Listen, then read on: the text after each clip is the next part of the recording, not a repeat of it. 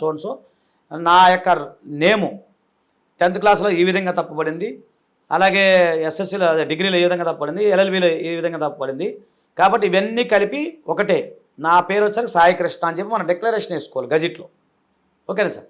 Gazette అంటే ఏంటంటే government of ఇండియాకి సంబంధించిన చట్టాలు కానీ జీవోలు కానీ అవన్నీ కానీ కూడా గజిట్లో ప్రింట్ అవుతాయి. అది మీకు రాష్ట్రపతి ద్వారా వస్తుంది. అది గవర్నమెంట్ ఆఫ్ ఇండియా గ్యారంటీ ఇస్తుంది, మనం కాదు చేసేది.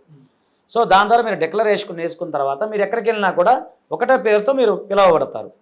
ఇప్పుడు ఉదాహరణకి ఇప్పుడు నేను చెప్పాక సాయికృష్ణ, రామకృష్ణ, హరికృష్ణ ఇట్లా 3 ఉన్నాయి అనుకోండి ఎగ్జాంపుల్.